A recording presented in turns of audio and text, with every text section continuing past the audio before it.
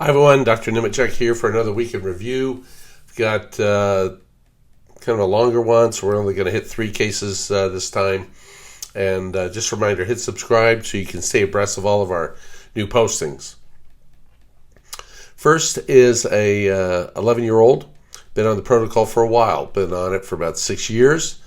Started autism, very just kind of typical, not very aware of surroundings, hyperactive, tantrums.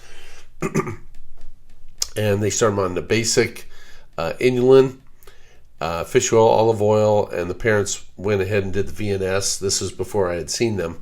And they had kind of a strong reaction to the inulin, so they went down to 1/16 of a teaspoon.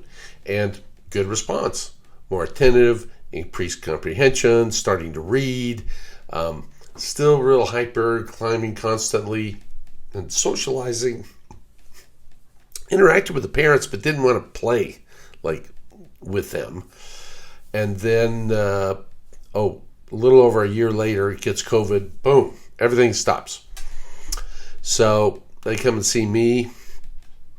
About a year later, we switched from the inulin in the protocol over to 10 days of rifaximin, and behavior, constipation. They're kind of worse when they're on rifaximin and better when you're off.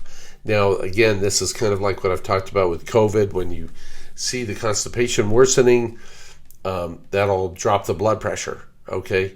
Now, it's actually a sign that the rifaximin was healing the gut that this happens. I know it's paradoxical. There's some videos so you could read about that if you want to get more information. But that's what we did. So we had to kick it up because when he gets better off the rifaximin, that means the inflammation's back up.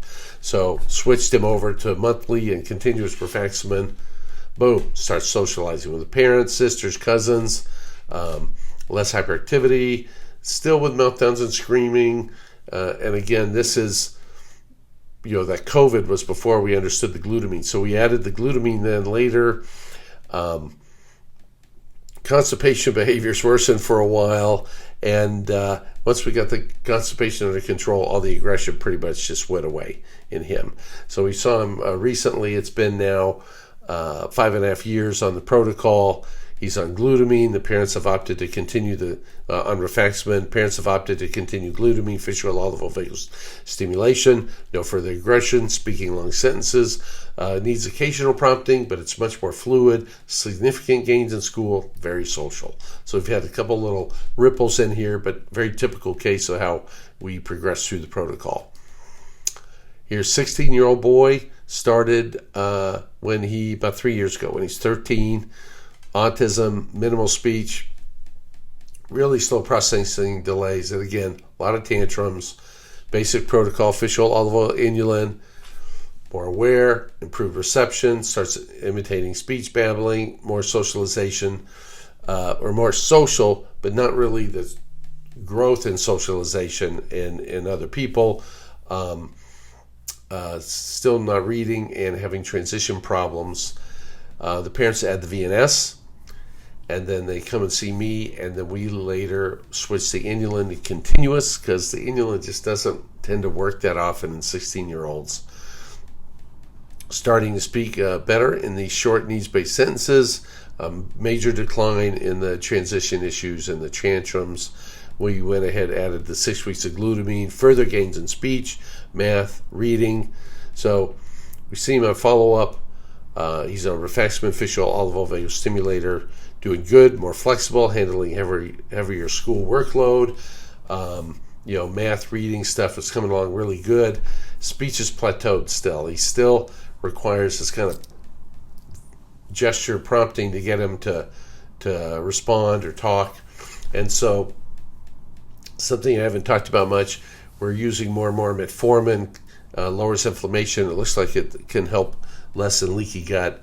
We've added some metformin 500 twice a day to see if we can drop that inflammation more and get that speech to finally move forward the way we're hoping. And finally, a slightly older patient, 65-year-old woman. It's another COVID-type case. She has COVID with a pretty serious pneumonia in March of 2024. And their lab work, everything was fine. And she gets lab work again in August. marked increase in liver enzyme irritation, and her blood sugars are significantly elevated. She's on her way to diabetes just in about 3 or 4 months. Okay, very unusual. And she ends up seeing a gastroenterologist. She has fatty liver, developing some cirrhosis, very fatigued. They don't know where this is coming from. She doesn't have hepatitis. She's not alcoholic. They don't know. And basically, in the literature, post-COVID interopathy, or the leaky gut from COVID, can trigger cirrhosis. Okay, hepatitis and cirrhosis. So we see her rifaximin, fish oil, olive oil, and then 6 weeks of glutamine. Dramatic improvement in energy. She ended up losing about 15 pounds. She just felt better, was able to just reduce carbs a bit. And here, just a few months later, liver enzymes, blood sugars, boom, back to normal. And she, right around that time, gets pneumonia again, doesn't get tested. We think it's COVID again. We add it back to glutamine. This time we just kept it on, and she's done really, really well. So she's feeling much better. Blood sugar, liver enzymes are now still in the normal range. There's some other secondary inflammatory markers show that that's in the normal range, but we've gotten her to a specialized gastroenterologist who's focused on cirrhosis to monitor more closely to make sure. I think there's a decent chance that her cirrhosis can actually resolve as well. So couple cases with the COVID interruption. It's an ongoing big deal here when you're looking for it. And so that's all for today. Just remember, folks, keep your inflammation down. Take care of your kids. Take care of yourself. Until next time, it's Dr. Nemechek saying goodbye.